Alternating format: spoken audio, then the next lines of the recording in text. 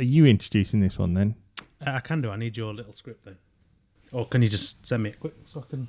You mean the thing that I sent you this morning? Oh, is that what that is? Yeah. Did you send it me this morning? I did, yeah. You read it and then didn't reply. It's rich coming from you. Wow!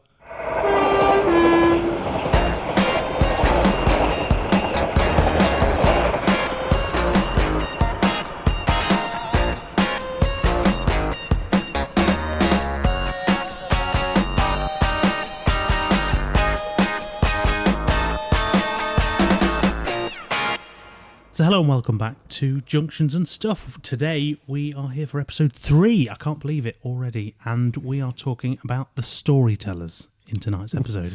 We are tonight's episode. Have you gone Watson late night here? Absolutely. I'm loving the reverb. Yeah. It's great. It does sound good. I have cranked our bass up a little bit so we sound even better. See, we're recording at nearly 11 o'clock at night, so we're sort of getting into the mood. Yeah, we are. I'm also contemplating the fact that I said I would be home at the latest of midnight. Good luck. If I left now, I would get home at 5:30 midnight. And we haven't even recorded episode 3 yet, so... And episode 3 is looking like an interesting one. It is, yeah. So, the Storytellers. Tell me more. So in this episode, we're going to discuss what is the best way to create a story for our layouts. Yeah. I suppose before we dive too much into that, we should probably just think about what we mean by a story for our layout. But also it's a good time to remember to thank our sponsors, Accurascale. Which was lucky because we were about to go straight into it. We were.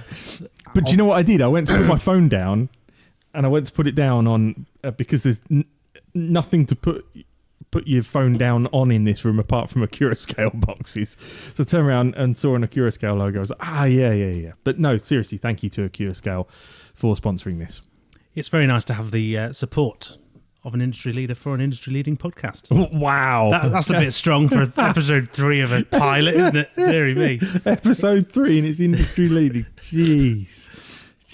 Does that mean we're knocking rail people down a peg or two? Yeah. Oh. Because it features you.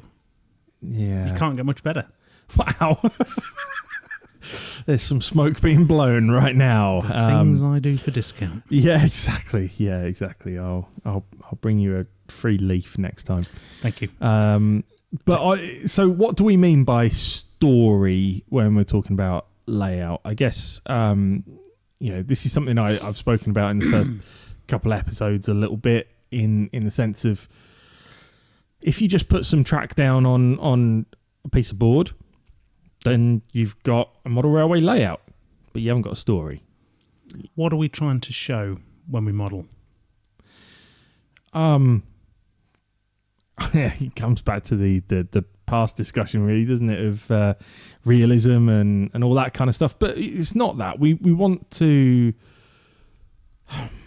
I remember when I first built a roundy layout, and...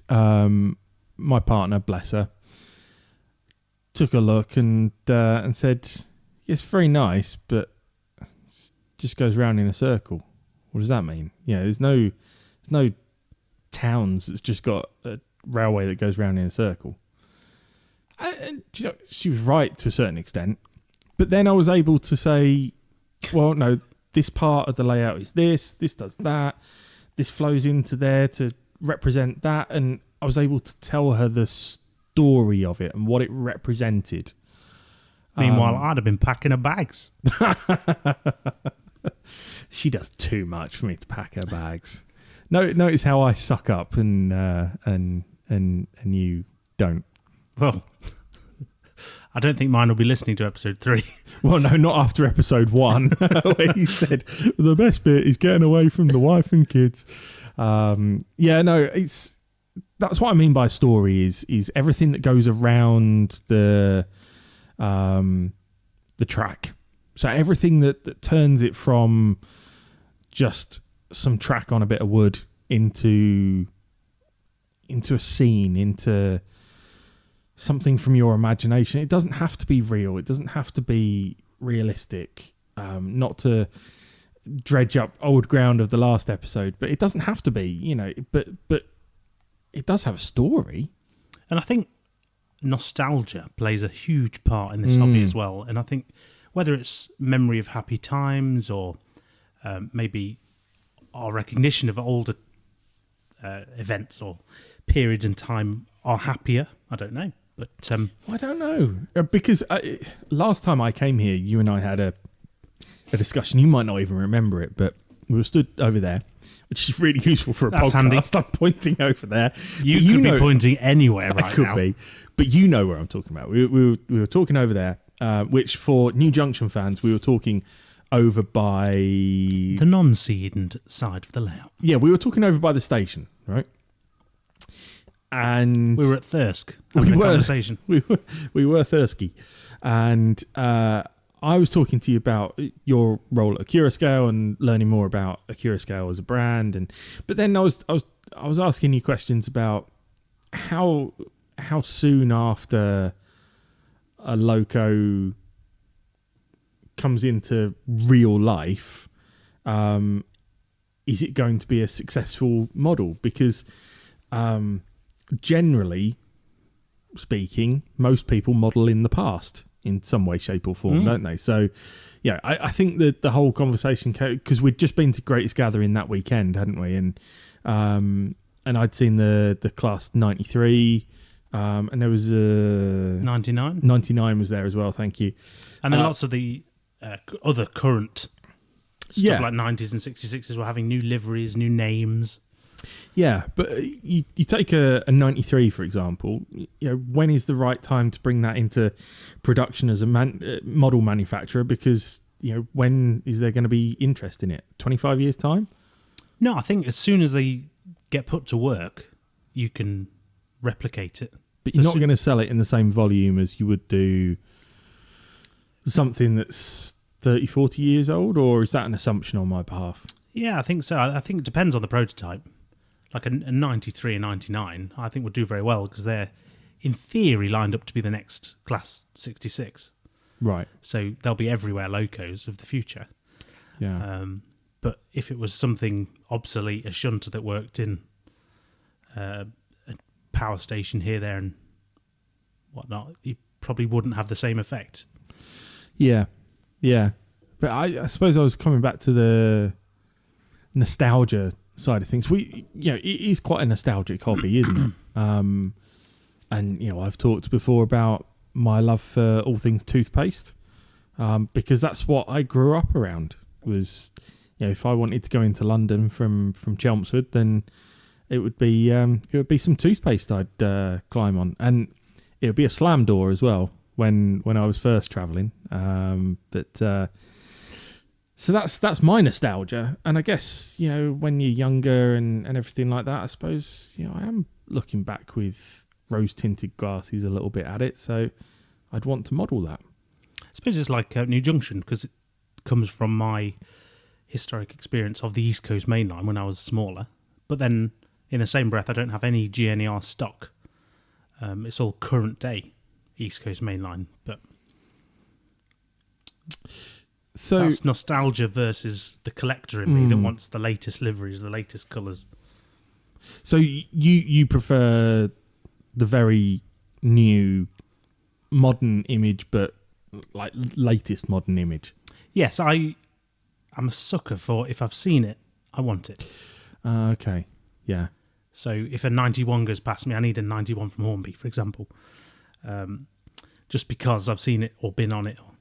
It's a great excuse for a heritage line because you travel behind so many items of rolling stock. But it just takes you back to that pleasant afternoon on a railway. Yeah, yeah. Yeah. And that goes back to the escapism we mentioned in the previous episode. It does, yeah. So the story of New Junction is part nostalgia, part modern day.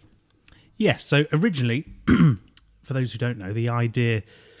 So when I was knee-high, I used to live in Newcastle upon Tyne, and we used to travel down to see family in Leicestershire. And of course, we used to come down the East Coast Main Line. Yeah. And I was on the HSTs, the 91s, etc. You see all that nice stock. And it left an imprint on me. We used to go into York and see the museum as well. Yeah. So, no, it's very happy memories of that. Rightly or wrongly, the railway was probably in a mess at the time, but you didn't know when you were young. No, you were just taken over by the excitement of riding on a train. Mm-hmm. And that's where it sort of, the passion for it came about. Yeah. So you decided to model that line, but why do you think you lean more towards the modern stuff? I mean, I know you've got a 91 over there, but it's as current as you can get. Yeah. Ready to run LNER livery. I think that is probably more the collector in me, because I mean, modern day stock. There's so many new and exciting liveries that manufacturers basically just can't keep up with. So if someone decides to repaint one or do a one-off here and there, it's very nice to collect them. Collectible skittles, as I call them at work. Yeah. So, yeah, like we said, it's part nostalgia, part modern times for you. That's the story around it. But why the heritage line? What's the story there? So I suppose the heritage line came about because, I mean, one thing, there's with a roundy, particularly modern image, there's not much in terms of movements you can do, even with such a grand space of 28 foot of scenic room. The trains are too long and they're designed, or they're best left just to run round, basically. You may be able to start and stop at a signal or a station. But with the heritage line, you have so many more movements and therefore play value. It just lends itself to being a good addition to a fast mainline based layout. Rightly or wrongly, but and of course visiting heritage lines, again, it gives me something else to collect because the locos I have are locos I've been behind. And you're not short of heritage lines in this area, are you? Oh no, there's luckily being based in the Midlands, you've got you're not far from sort of the Great Central, of course. There's two of them, the Battlefield Line. You've got the Nene Valley, things like that, and you're not too far from even the Severn Valley or North Yorkshire Moors. You're quite well placed. Yep. With an hour or two's drive. Yeah, I mean, I think we spoke about this before, but I'm fairly fortunate where I am as well. I've got the Churnet Valley on the doorstep. I've got Foxfield on the doorstep. There's Amerton, not that far away. Stapfold isn't even a crazy distance. I forgot about Stapfold, actually. Same county. But I'll tell you one place I do love visiting. Have you ever been to, I'm going to say it wrong. Thomas Land at Drayton Manor? No, I could have said that one. Have you ever been to Crick or Crike Tramway Village? I've not. Have you not? I've never been. I've always been past it. I mean, we were saying this earlier off the podcast. I used to have motorcycles for many years. Yes. So I used to drive past it to go to Matlock Bath. Yes. Which is a biker haven. It is, yeah. And we love a trip to Matlock Bath. And I never went to Crich, I thought it was. I don't know. But Crich, Crike, Tramway Village. Crack. No, not crack. I don't know where you're travelling. Not at any speed, trust me. But, I mean, I've been to Peak Rail, for example. Yeah. Just down the road. But, never Crich. Well, I'm going to die on that hill. Crich. Let's go with Crich for now, if I can manage to say that. I'll tell you what, you and I should go to Crick Crich at some point and have a look. Because I've been meaning to go there for a long time. I went there, but we're probably talking 30 years ago now. So it would be interesting to go. I know that they've got a Blackpool tram there as well. Have they? Yeah. And it's fantastic. I love something like that. So I guess when we talk about stories around layouts, I'm always thinking scenic. So your main sort of scenic area at the minute is the grassy area above and in front of the tunnel mouths. Is that based on something real, or is that? Yes, that's based on the tunnels at Potter's Bar and Hadley Wood. Right. Just because I thought it lended itself to be an end of a layout. Yeah. And then looking for a station which was a later addition. Actually, it wasn't originally going to be a station, but I wanted something to add a bit more interest than just 4 long straight lines. Yeah. So and Thirsk lended itself to that.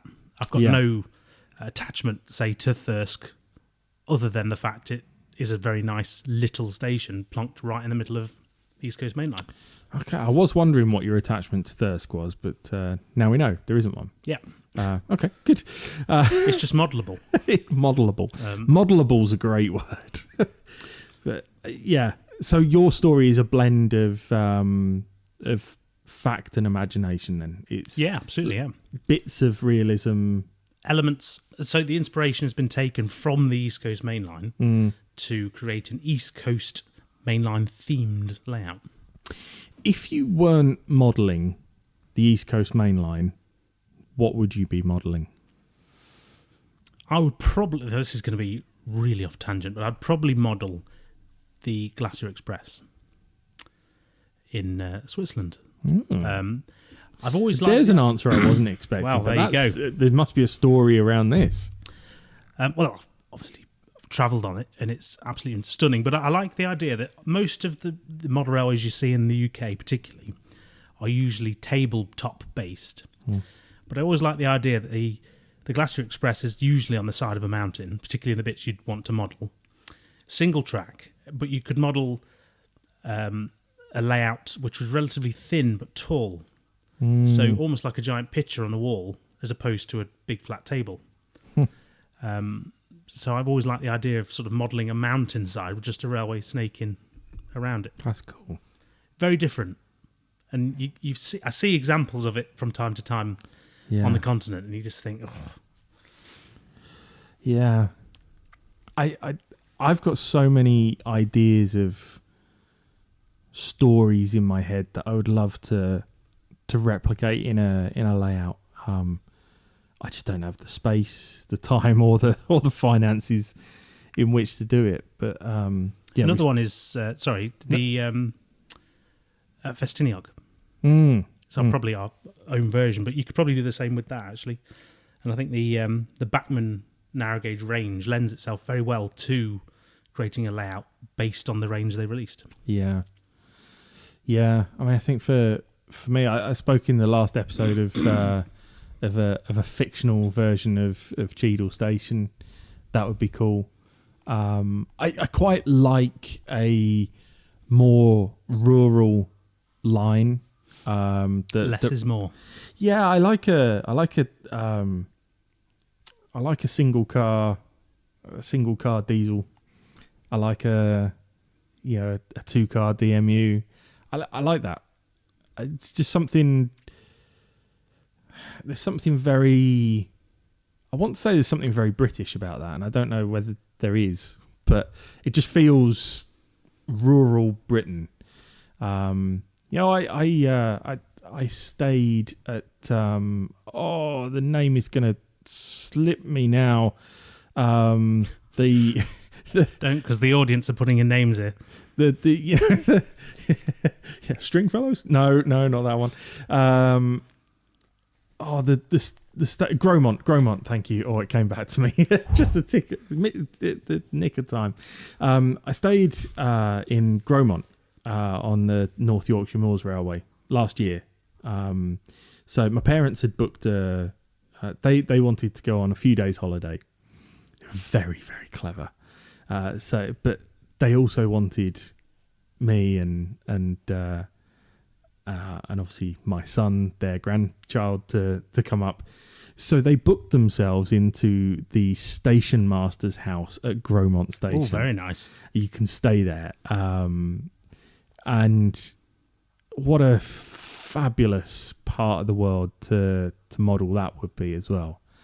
And there's plenty of interest because Gromont has got its It's yard just down the road from the station. It's picturesque. It's a small English village, but at the same time, right next to it, there was a mainline station as well with single car diesels coming through there. And it's like, yeah, that would be a great place to model.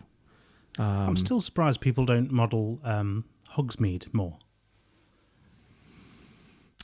Yeah. Why do you think that is? I'm not sure. I mean, obviously Hogsmeade is the Harry Potter station, but do you think it's because of that they don't model it? It might be. But you can get the set of buildings and all sorts, and you think the North Yorkshire Moors as a railway is stunning. Maybe it's because people that would be interested in creating something that is from Harry Potter might be more imaginative in character, and therefore maybe you're not the kind of people that would want to buy stuff off the shelf to put on a layout. Potentially. Do you see what I mean by that? Yeah, absolutely, yeah. Maybe I'm thinking a bit too deeply about that, but maybe that's why. Or maybe people do model it a lot at home and just don't tell the rest of the world about it. I suppose there's a wider point of why don't people model heritage lines more as heritage lines?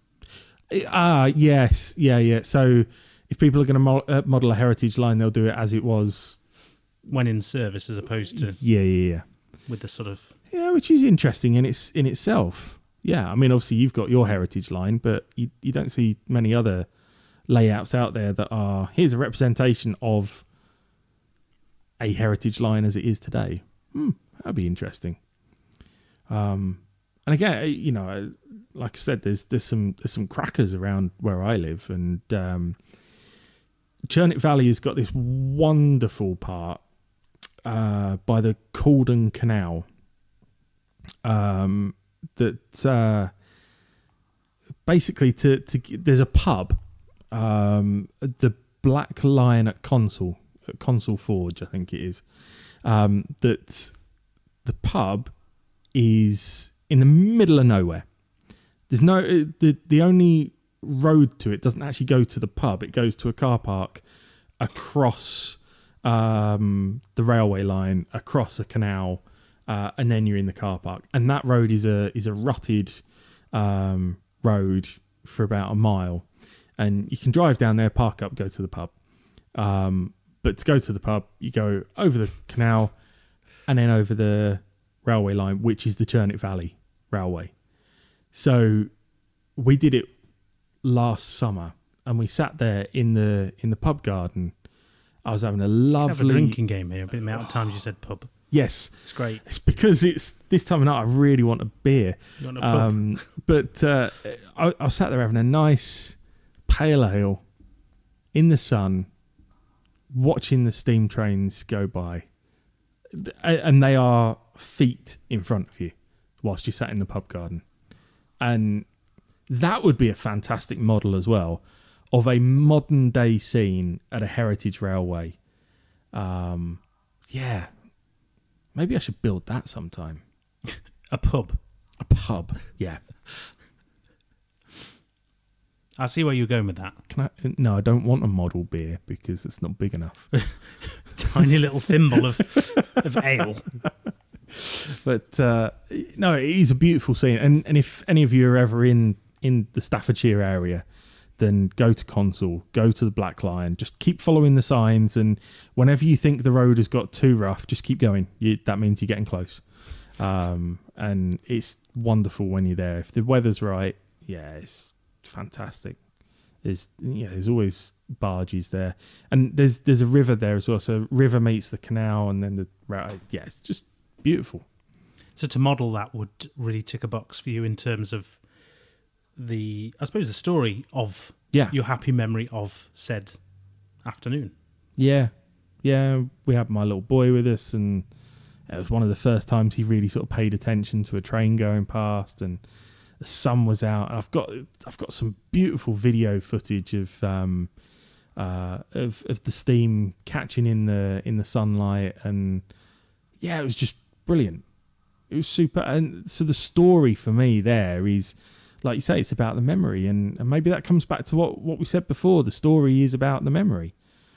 And for some reason, the railways in general do seem to capture people's imagination, and they do seem to encourage happy memories.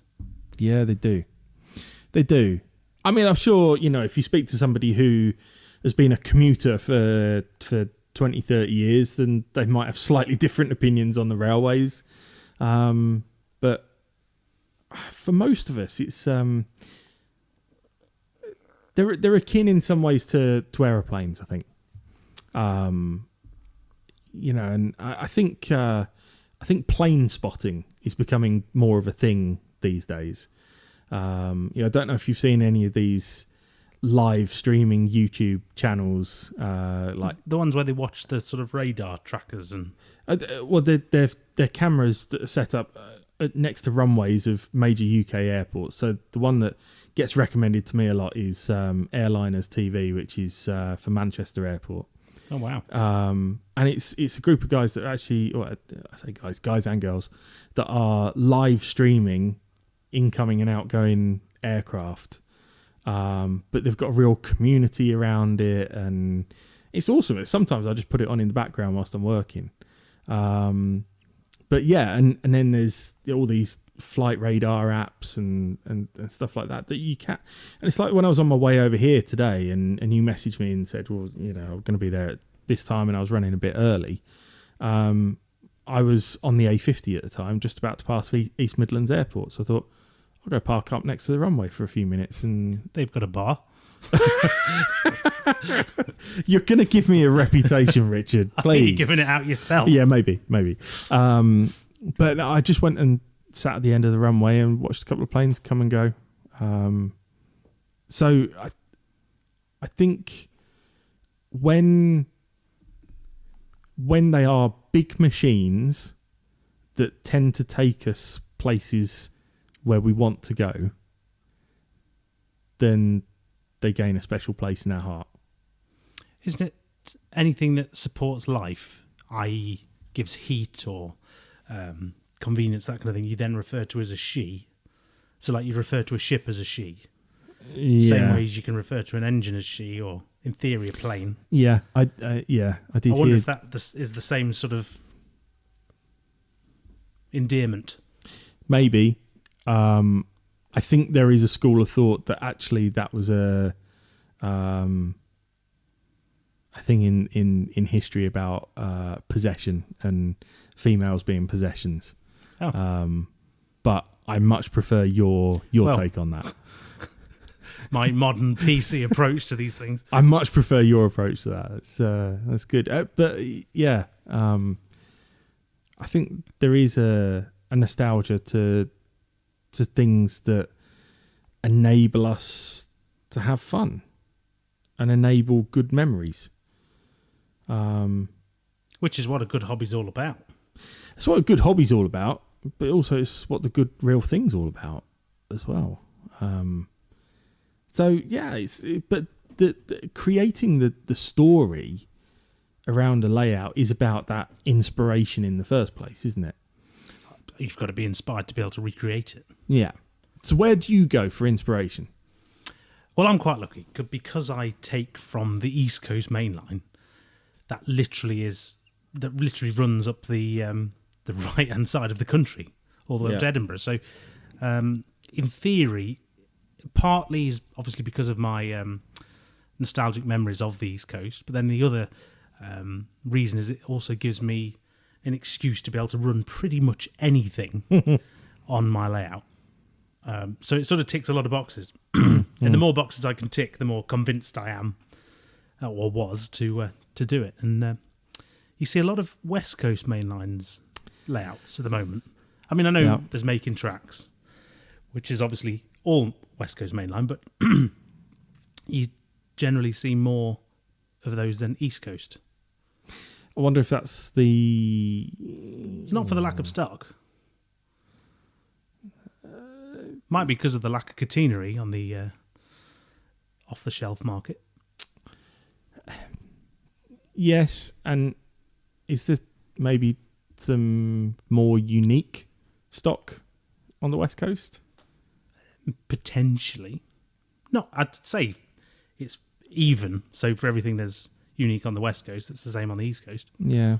And the West Coast come across to the East Coast sometimes when there's diversions and stuff. So Yeah, of course, yeah.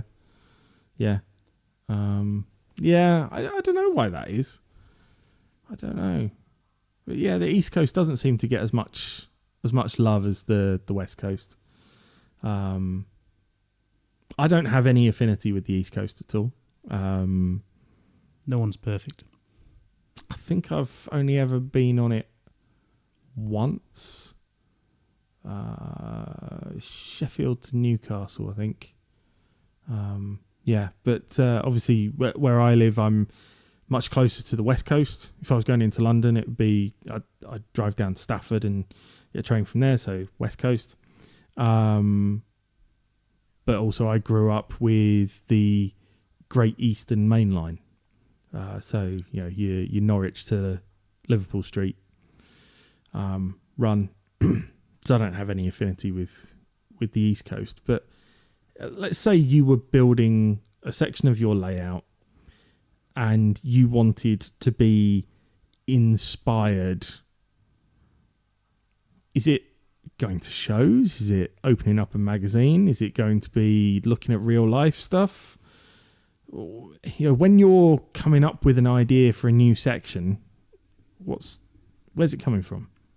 For me, I mean, one advantage to sort of plucking East Coast Mainline is you've got the entire line to pick from. So first step for me is usually Google Earth.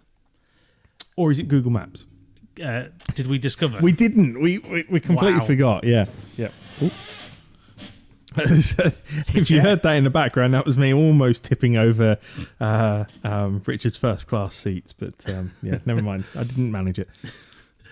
No, so see, I'd start with finding a prototype that fit in real life and go from there. And that's where you sort of build up the research, and then you can build up the techniques to be able to model said location. And that's where you look at other people's layouts for tips and advice and whatnot. And then, of course, like you say, shows is a very good one because you can physically not only see these models in reality, but you can also talk to the people who usually have built them. Yeah. And you get some absolutely top tips. Some blaringly simple, but you think, I'd have never worked that out. Yeah. I think realism is important for building the story. And I don't mean going back to our previous conversation about the pursuit of detail or anything like that. I just mean that I think realism is important to the inspiration. And the reason I say that is, as you know, I'm currently doing this £100 layout project. And the thing that I've struggled with the most is building the story. Because I'm restricted by certain rules and things that I have to do and can't do, and because I was seeking out the cheapest loco and rolling stock, it meant that I've ended up with something that is just not really realistic to anything. Well, I suppose your goal's been to be under £100. It's not been to create Cheadle for under £100. No, it's not. Which is good, but at the same time, it's meant that I don't have the same level of inspiration because I haven't got the same things to work for. I haven't got the same reference points. That's the term I was looking for. I haven't got the same reference points. I'm literally having to go, okay, I've got this track, I've got this loco, this rolling stock, I've got a pallet. Now what do I do? And I'm lucky then that the people in the comments and the people that have sent me emails have given some great inspiration to turn it into something with a bit of a story. But that has been a real challenge for me. He's going, okay, no reference points. What am I going to do? And I suppose a lot of people as well who do create a real scene as they knew it or remembered it. I wonder if a lot of these historic places probably don't have as many photographs as a place would now. So you could argue, is that their way of preserving that memory? Yeah, for sure. Which is, especially when you're really at the peak of your game in model making, you can get some. It'd be better than photos. Yeah, that's very, very true, and maybe that's why. Maybe that's why I would also like to model the Great Eastern Main Line as well, and in a homage to toothpaste, which I can't remember if I said this on podcast 2 or whether I said this to you off recording. I can't remember which parts of our conversation has been recorded and which parts haven't. But it's 40 years next year since Network Southeast became a thing. Blimey. So it's almost as old as me, but not quite. So there you go. It's giving my age away. You probably all thought I was about 60. 60? If you've met me. That's just the stress. I was pretty much bald at 21, so yeah, you're a lucky man with your full head of hair. Wow. Yeah. I'm lucky to be tall, that's all I'm saying. You can't see the bald patch. Yeah. But nostalgia is naturally usually it's a good memory, or good memories, which again is a happy thing, a good thing, and a positive of this hobby. If you were to start New Junction again tomorrow, New Junction 3, would you draw it all out, plan it all out first, or No. I'm too impatient to start with, but I'm always one of these who likes to get a box of track and, as I would say, feel it out. So start putting the track on the baseboard and then seeing where it goes. And then fettle. A lot of fettling. I learnt the term fettling from you, I think. I don't think I'd ever heard it before. Yeah. Tweaking. Whereas, you see, I think I like to draw it out first, plan it out to a certain extent, and then when I start laying it, completely ignore those plans and do something different. But there is some interest in that research phase and the ideas phase, and man, I wish I could model all day every day. Do you know what I mean? It's just... See, I had an uncle who unfortunately isn't with us anymore, but he's the reason I got into model railways, funnily enough, when I was younger as well. And he had a loft layout, which was just a sort of probably 6x6 type circle, enough for double track. And every time we visited, as I was growing up, it would be ripped up again, and he would be in the planning phase. He'd be drawing things out on paper, and I think I just rush through the putting track down phase. Get trains running is the goal. Don't stop on day one until trains are running. And I think that's because of him, bless him, because he never used to get to that point. And by the time we'd lay the track down every visit, obviously it was time to go home. But yeah. So because of his influence, it's get trains running as fast as possible for me. I wonder how many people lay a track and then design a story around it, and how many people design a story and then lay a track around it. Because there is there's a real challenge to already having the story and then laying the track around it, because as we know, there are limitations to what you can do with model track. Well, this is the ultimate art of compromise. Yeah, ultimately, and that'd be a very good question for our listeners. If anyone wants to comment underneath the video, underneath the podcast.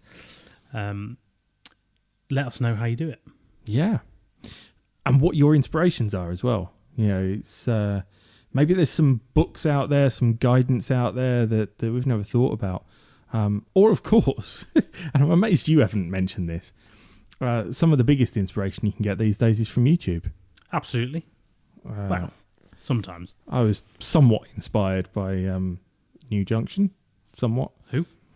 A little bit more inspired by Everard Junction. Well, absolutely. Yeah, he was essentially modelling my childhood. So there's a difference there. Inspiration there, and of course magazines as well. I think a hobby like this, magazines will survive longer than they will do in many other spaces. Absolutely. Because we need the pictures, we need the... Even if that's in digital form. Yeah. But I don't see that happening for a while yet. There's still enough of a market out there for the printed magazine in our space, I think. I think another thing as well, there's lots of historical photos where people have captured a train here, there and everywhere, and that's sort of all that remains of that period in time. Yes. Because this was obviously before smartphones and everyone having a camera in their pocket, taking a photo of everything. So quite often, more often than not, a train was a reason to get the camera out. Yes. So I suppose the happy memories of days of old are usually captured around trains. Yeah. So true.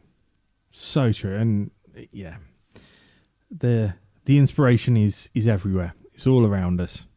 You just got to see it, which is easier said than done, isn't it? Well, you can see with my efforts trying to recreate the East Coast Main Line. Things you can do with some plastic cloth. Hey, nothing wrong with a bit of plastic I never cloth. said there was. Where did you get it from, by the way? At rail-stuff.com. Did you? £2.50 a roll, or £5 for £10. Is it? Good deal, that. Is it still? Yes, it is, yeah. Blimey. Yeah. Beat the rush.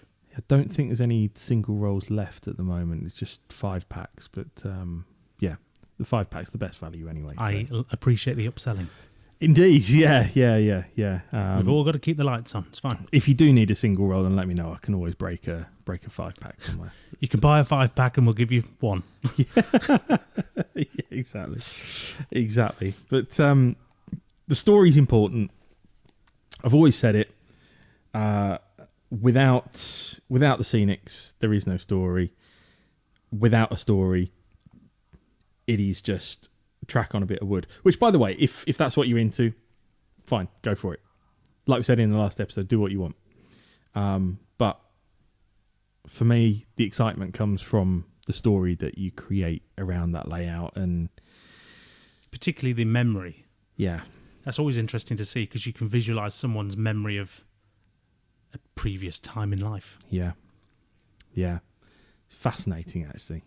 This gets quite deep, this podcast. It does. Shall I lighten the mood? Well, I would. Is it that time already? Pretty much, yeah. Deary me. Haven't they suffered enough? I'm not sure whether... Have I closed it again, or have I got to reopen it again? See, right. We will... I would say we'll be more prepared, but we probably won't. I changed the habit of a lifetime. Yeah, exactly. Oh no, I read that one to myself earlier and thought, oh my God, no, I can't read that one out loud. Family show. Shall I give you a couple of one-liners this time? As it's episode 3. Special treat. Special treat for those who braved 3 lots of this. Yeah, I mean, I never liked the troll who lives under the local railway bridge. He was my arch enemy. I tell you what I have got though. I've got a couple of buffers going cheap if you want them. It's an end of the line sale. Ooh. Oh dear. I see why she kicked you out. Yeah, you can see why I'm sat here at 11:30 at night on a Tuesday rather than being at home. Yeah, no, it's I'm sure there must be. Look, you don't get many invites to parties, do you? Episode 4 is not being recorded tonight, which means that there is an opportunity for you guys to send in your model railway jokes. Nothing saucy, nothing dirty. Well, okay. Well, nothing, send them in. Nothing saucy will get read out. Nothing. Hold on. Well, I suppose where we will be for podcast 4, we'll have to be slightly reverent. We will indeed. And are we going to tell people what we're doing? Yeah, why not? Okay, so they've got this far. So episode 4 is called The Road Trip. Boom. We wanted to end on a high because this is a pilot little mini-series of a podcast. Something, well, I've never done before and something you've done before, but this is... I've never done it quite like this before. Well, what, so unprofessionally? No, we wanted to end on a high, particularly if it doesn't go any further. Yes. So what are we doing? We're going to Chester Cathedral and making tracks, and we're going to record it live while we're there, which is probably a really silly idea, but I'm really excited for it, actually. It'll be good. And hopefully there might be a few people around from the Rail Nuts team that we can have a chat with. Absolutely. They're normally there. They're normally there, so we'll have a little chat with a couple of folk there. I haven't experienced the event. It's probably the most positive thing that's happened to the hobby in recent years, actually. Yeah, do you know what? And I was thinking, you know, it is an inspirational layout to see, and it's a inspirational yet still achievable. Is the level they model at, I think. It's inspirational and aspirational as well. They're also telling the story of obviously the West Coast main line. I mean, no one's perfect, but they had to model somewhere. The East Coast was already done to such a high standard by someone. Yeah, that's right. Yeah, although taking their time about it. Making tracks has been a phenomenal story for model railway as a hobby, but also there must be burgeoning groups of model railway fans in Chester now, because year after year Chester gets treated to this absolute peach of a layout. It's rumoured as well to be the last one in Chester Cathedral. In Chester Cathedral, right? For now, yeah.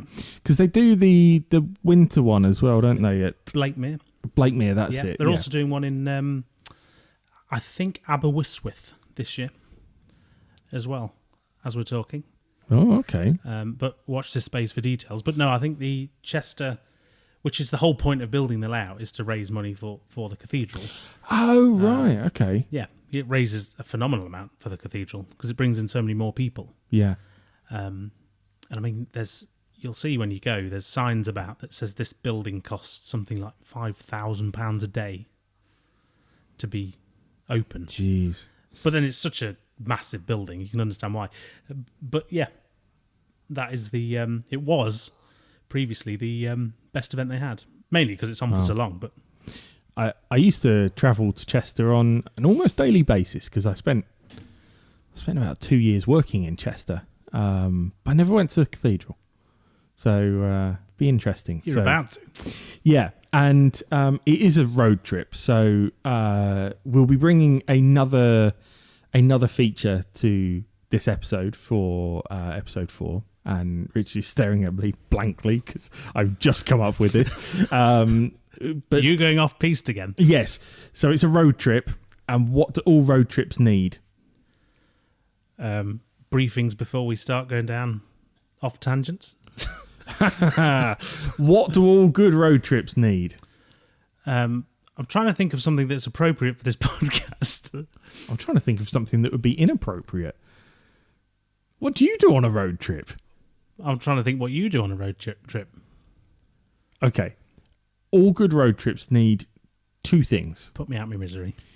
One is good music. Oh. But obviously we can't share that with the audience. The other thing that a road trip needs is good snacks. So, sir, I shall provide the snackage. And on the way, I'll dig out the microphone, and the first part of the episode will be us on the road, you sampling the snackage that I bring you. This could be interesting for a non-visual podcast. It could be interesting. Richard put in his mouth? It could be. Let's not go there. It could be interesting just for us and for nobody else. But I'll bring some snacks for the trip. So is it about? So you're coming to pick me up. Yeah. And it's about an hour and a half from here to mine. Yeah. And then it's about another hour and a half from mine to Chester. So I didn't know that one I offered. Well, how long does it normally take you to get to Chester? 2.5 hours. Okay, so there's little savings in. One of us isn't following the road signs of speed limits. That would be you then. Yeah, but we discussed that earlier, didn't we? Yes. Anyway, so that brings us to the end of episode 3. I can't believe it already. I know, so quick. It's almost like it all happened in one night. But next time we are going to hit the road and go on that trip to Chester. Hopefully ending on a high. Yes. And if there's anything that you want us to have a look at whilst we're there and feedback to you on, then let us know. Any questions, any statements about making tracks? We'd love to hear it because we will include it. Absolutely, we will, as long as it's polite. Otherwise, we won't get invited back. But yeah, it'll be really interesting. I've wanted to go over there ever since they started doing this. So, and just to whet your appetite, Chester, this is the cathedral themselves, have up their game this year. So they have a refectory, I think that's the word, a cafe basically. But this year they have a pop-up cafe that sells pizzas in front of the railway. That's lunch sorted. So we've got snacks on the way, lunch sorted, and then we'll make some kind of snack stop on the way back. There's a really good pub opposite the car park at the back of the cathedral. There's plenty of good pubs in Chester. It's good. It's good. Or maybe we'll stop off in Stoke on the way back, and I'll take you to a pub in Stoke. That'll scare you. We'll end the series on a high or in a custody suite. One of them. Never mind. Anyway, it's been fantastic talking about stories and storytelling. Another interesting chat with you. I suppose we should probably wrap this one up and start planning our road trip. Absolutely, and it'd be remiss of us to forget to thank our sponsor once again, which is obviously Accurascale. Indeed. For stepping up and sponsoring a Glass Half Full podcast. Absolutely. That's what we should have called it. Glass Half Full. Yeah, I never found the list, did I, of other names? All right, episode 4, whilst we're eating snacks, I'll tell you about the other names that AI came up with for what this podcast could be called. A lot of them involved the word banter, which was interesting. Bants. Yeah, there were a few that were bants, spelt with a Z as well. Ugh. I know. So ChatGPT is not all it's cracked up to be. But I like Junctions and stuff. That works really well. That was my own brain. That one. It's my own brain. Do you know how I came up with it? Because I'm New Junction and you're RailStuff. Yeah, and I thought New Rail was a bit rubbish. Putting the junk back in New Junction. It never came out. Oh dear. Never mind. Anyway, thank you so much for listening once again, and look forward to being back again soon. We'll see you soon. Bye.